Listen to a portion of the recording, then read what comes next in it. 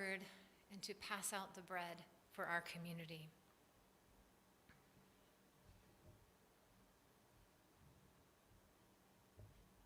I want to thank the Debbings for bringing donuts.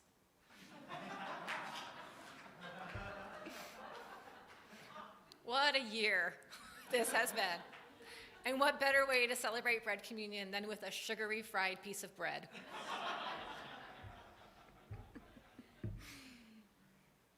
And so, breaking this bread, we confess our dependence upon and our responsibility for our Mother Earth and the community of life in all its many forms. Breaking this bread, we celebrate our unity with all peoples who have lived upon the earth, who have been warmed by the great sun, who have seen the greening of the spring, who have stood watching wind sweep a field of wheat, who have tried to count the stars in a cloudless winter sky. Please join me. The words are on your orange piece of paper. By blessing this donut for the bread of life. We bless these loaves. We bless this bread we have in common with one another and with all people. We bless all the things that feed us, body and heart, mind and soul. We bless these loaves.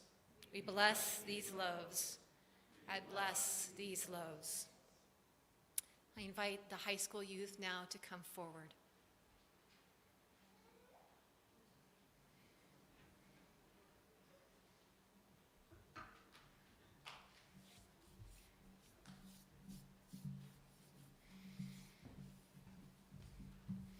Upon this table is the blessing of the bread that you have brought to share in community this morning. Our youth will now pass that out. If you require a piece of gluten-free bread, please be sure to raise your hand so we may be sure to deliver that bread to you. Once you receive your bread, please hold it and don't eat it right away, or take 2 pieces, one for now and one for later if you must. I encourage you to take a pause and to just take a moment. Feel the texture of the bread. Feel its weight. It's the loving hands that made it, and the astonishing chain of events that brings this bread to your lips, here and now with these people, in this sacred place. Once everyone has their bread, we will partake together. And for those at home, please also now break off a piece of your bread and take this time for silent reflection while we wait for those gathered here in the sanctuary to receive their bread.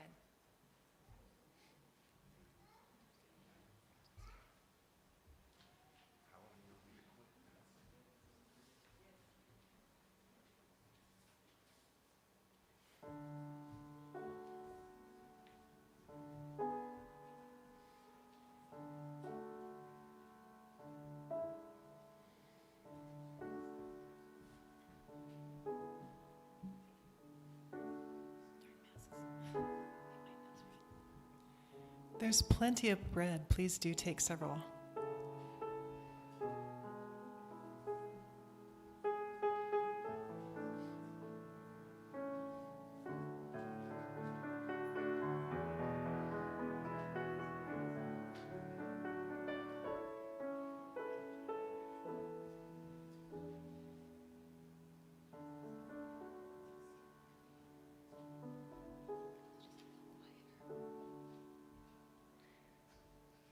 Every seed remembers spring planting, memories of warmth and darkness, and rich black soil.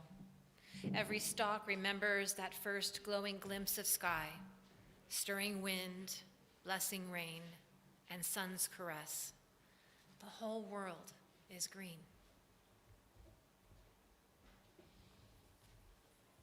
Every grain remembers spring, summer, and now autumn, growing gold, cooling air, paling sun, heavy, full, pregnant. Now is the time of harvest. Every loaf remembers all of this, all that has gone before. Every hand, everything that touched it, cradled it like an infant and offered it up. Rain, soil, sun, seed, stalk, grain, impossibly alive as nights grow long and all else withers. And so life begets life and greater life until the great wheel turns and spring comes round again. Let us feast with one another now.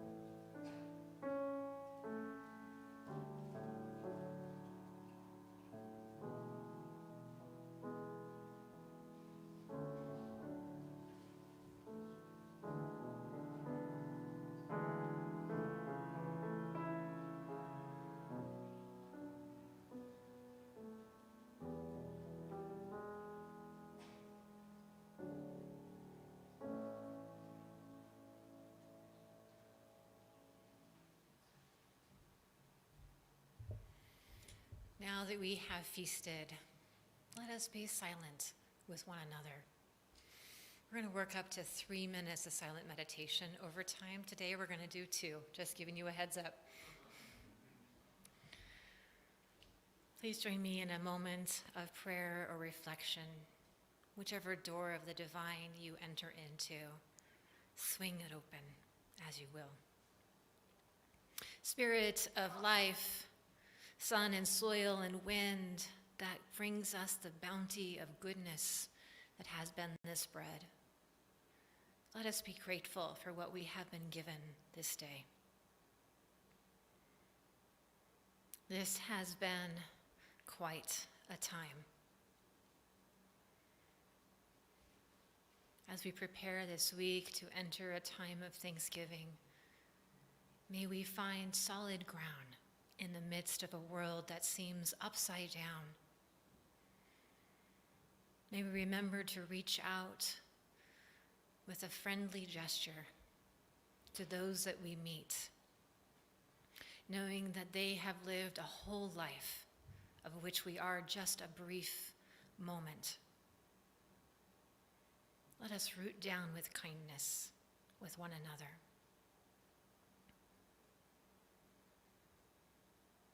Let us also hold space for all that has transpired these last 18 months in the midst of the pandemic.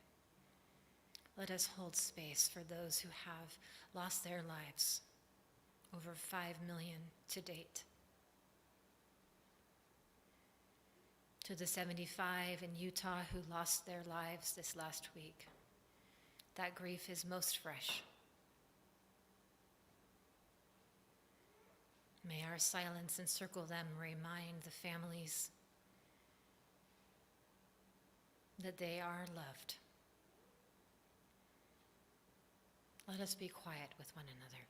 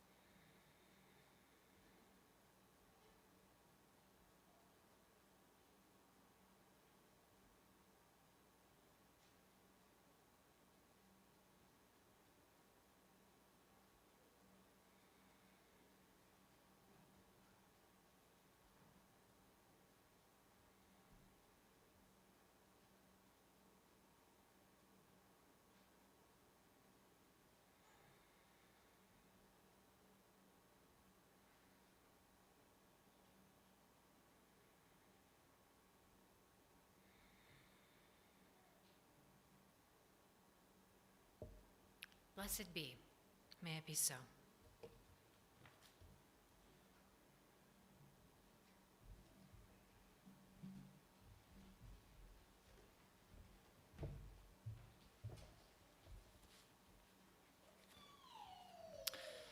A story from Phyllis and David Gershader. Bread is for eating, Mamita says when I leave bread on my plate. And she sings this song to me. El pan es para comer, el pan es para la vida, no tires el pan, ay, ay, vida mía. Think of the seed asleep in the ground. Think of the earth, a dark, cozy bed. Think of the sun shining down on the earth. Think of the rain waking the seed from its slumber. I am thinking, Mamita. I'm thinking about the little sprouts coming up from the ground. And Mamacita says, this song is for the sprouting seed. El pan es para comer, el pan es para la vida, no tires el pan, ay, ay, vida mía. Think of the farmer who tills the soil, hoping the rains will come in time. Think of the harvester who cuts the wheat and catches the grain. Is it time for a song? A song for the grains of wheat? Yes. El pan es para comer, el pan es para la vida, no tires el pan, ay, ay, vida mía. Think of the worker who loads the grain and takes it to town. Think of the miller who grinds grain into flour so soft and fine. Think of the storekeeper who sells us the flour. Yes, I'm thinking, Mamita. I'm thinking about the money we need to buy flour. And Mamita says, this song is also for the families working all day to put bread on the table. El pan es para comer, el pan es para la vida, no tires el pan, ay, ay, vida mía. Think of the cook kneading flour with water and yeast. Think of the baker baking the bread before dawn. Think of the people around the world dreaming, only dreaming of bread. I'm hungry for bread, Mamita, I say. Then toast it and butter it or spread it with jam. Eat it cold, eat it hot. Eat a little, eat a lot. El pan es bueno. We thank the seed, the earth, the sun, and the rain for the grain, the beautiful grain, and sing for the bread that gives us life, again and again and again. El pan es para comer, el pan es para la vida, no tires el pan, ay, ay, vida mía. Bread is so good to eat. Bread is the staff of life. Don't throw the bread away. Ay, ay, love of my life. Now at this time, I invite our young people to join Grace and I downstairs for our RE activities.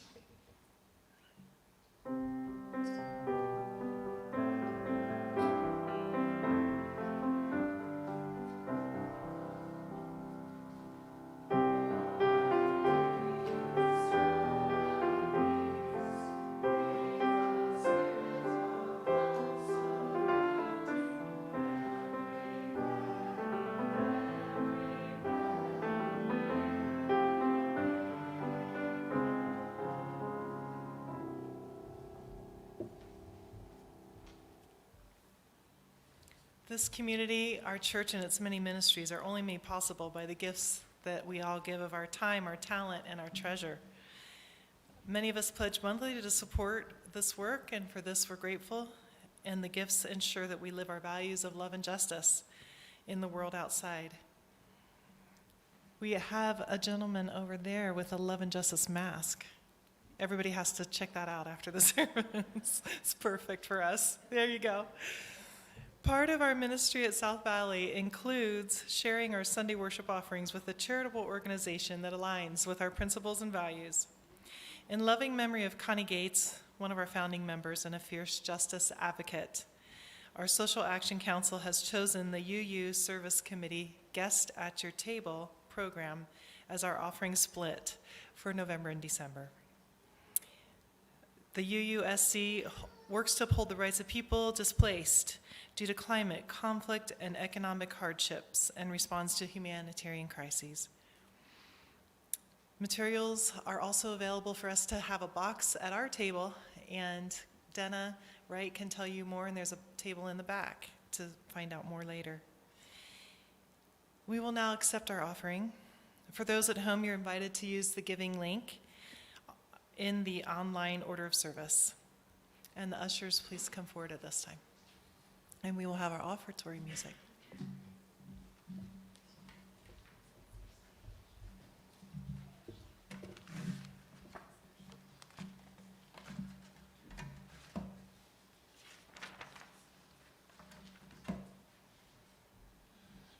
I'd just like to thank you for joining us in continuing to experiment with supporting the attitude of worship in the service by holding our enthusiasm for the musical numbers in silence after. Thank you.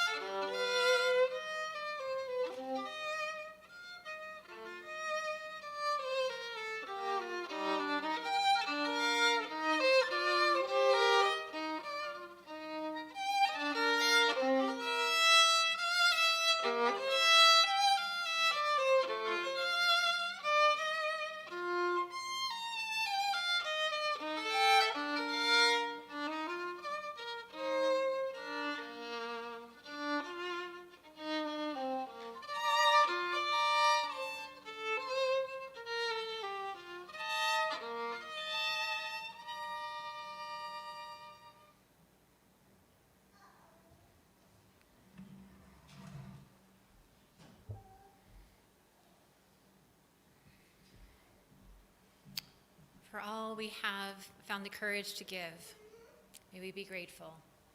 May these gifts be a blessing for South Valley and the Unitarian Universalist Service Committee.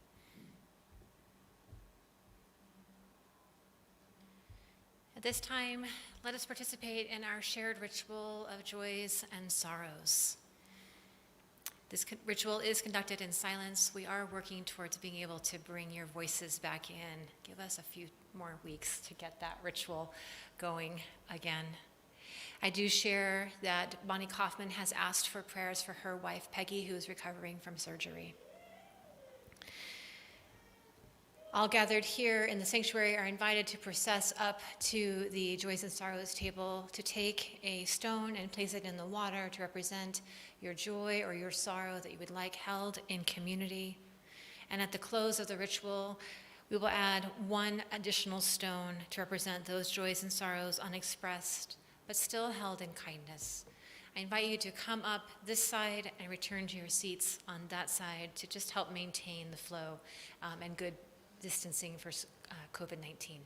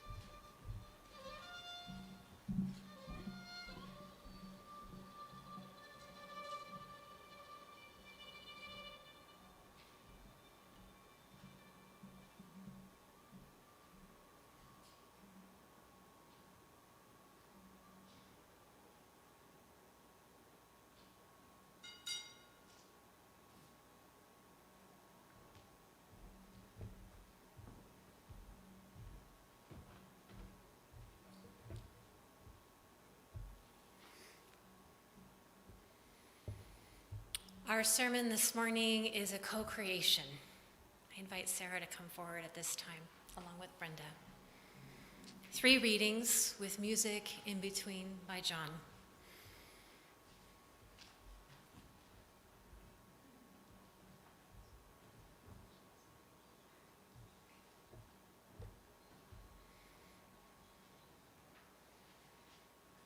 grounded, grateful, and whole.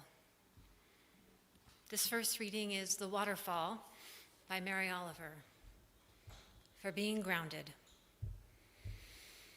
For all they said, I could not see the waterfall until I came and saw the water falling, its lace legs and its womanly arms sheeting down, while something howled like thunder over the rocks all day and all night, unspooling, like ribbons made of snow or God's white hair.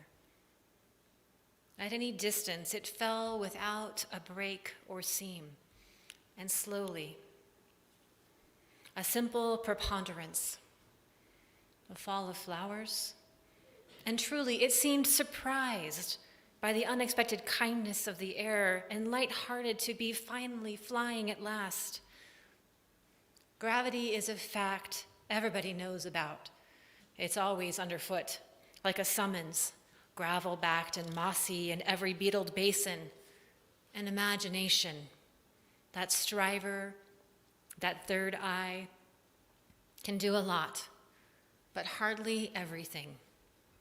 The white scrolled wings of the tumbling water I never could have imagined. And maybe there will be, after all, some slack and perfectly balanced, blind and rough peace, finally, in the deep and green and utterly motionless pools, after all that falling.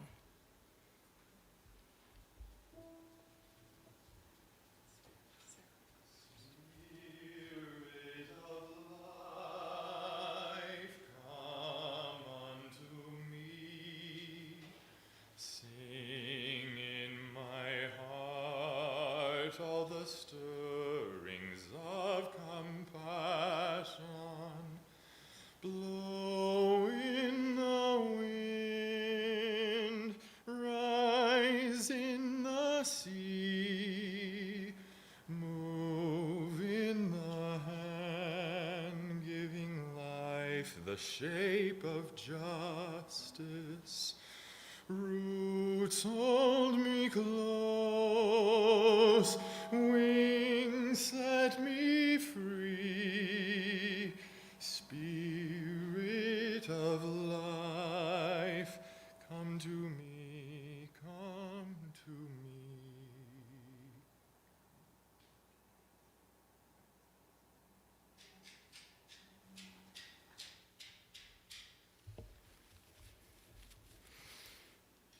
Our second reading is The Blessings of Community by Douglas Taylor. It is on your sheet on the orange paper. You're invited to read the parts in between the speakers that say all.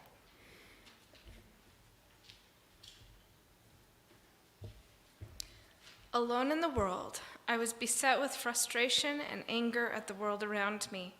So much injustice and hatred, so little peace and freedom. I longed to make a difference. I struggled against powers and institutions, but my actions seemed insignificant and my words were drowned out. Then I came into community, a religious community of hope and love. Here I found support and energy, vision and power, the authority of shared witness. And together we changed the world.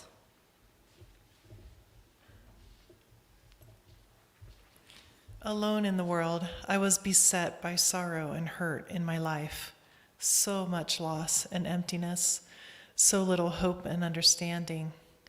I wept for the pain in my heart. I ached from the hardships I bore. But my tears brought little relief and my burdens grew too heavy. Then I came into community, a religious community of hope and love. Here I found support and compassion, wisdom and grace, and the power of shared suffering. And together we made life sweeter.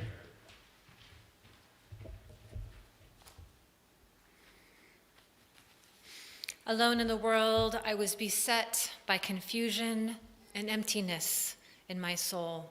So much busyness and pettiness, so little depth or connection. I shriveled inside from want of real spiritual bonds, and my soul cried out for meaning. Then I came into community, a religious community of hope and love. Here I found support and encouragement, depth and diversity, and the power of sharing the journey. And together we saved my life.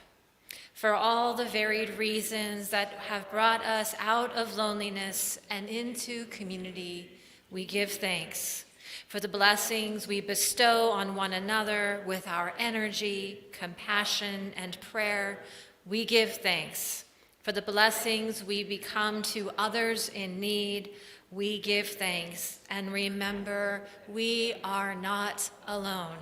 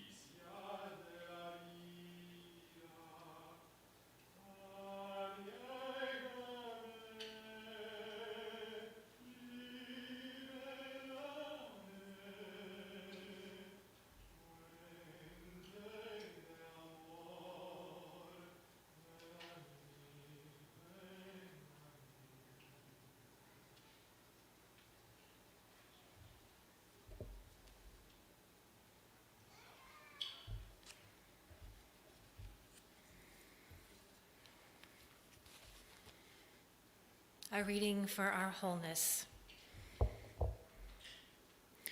Out of a community of diverse heritage and belief, we come together now to share our hope and to create good in the world. The prophets of all traditions and times have taught that we are called to mercy, generosity, and mutual care, and that to be great is to serve.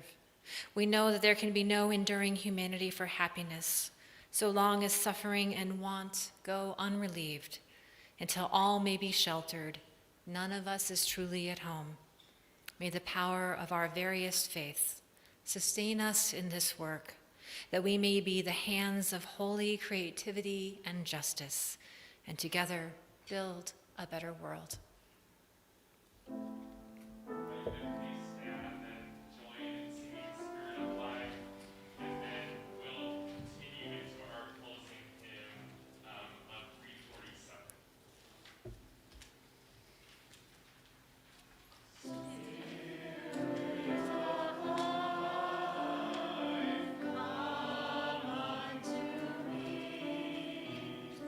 Sing in my heart.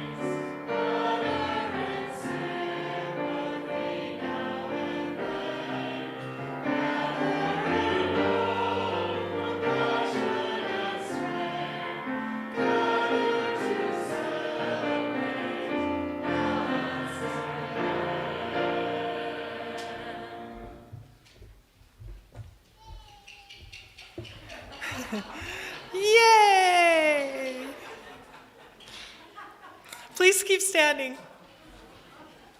as you're willing in mind, body, and spirit, and join us in our actions as we extinguish our chalice. And remember, it says warmth of community. I always forget that. Okay. We extinguish this chalice, but not the warmth of community, the light of truth, or the energy of action. We hold each other in our hearts until we meet again. Stay standing. Stay standing. You're going to be Episcopalian before the day is over. Stand, sit, kneel. So please hear now the benediction. The goodness is underneath our feet and in the sky above us. Breathe in and know that you are part of the ever-turning cycle of life and that it is good to be together. What a joy it is to see all of you in person.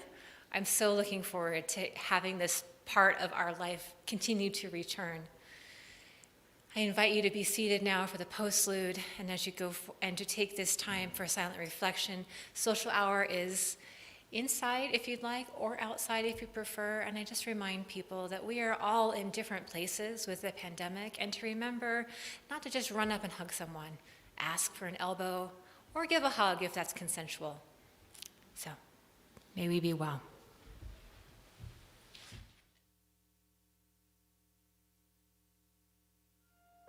Tis the gift to be simple, tis the gift to be free, tis the gift to come down where you want to be. And when we find ourselves in the place just right, 'twill be in the valley of love and delight,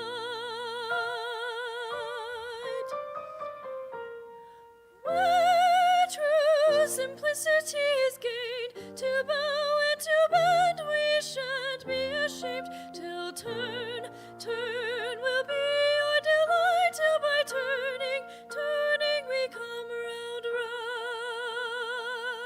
right. 'Tis the gift to be simple, 'tis the gift to be free, 'tis the gift to come down where you want to be. And when we find ourselves in the place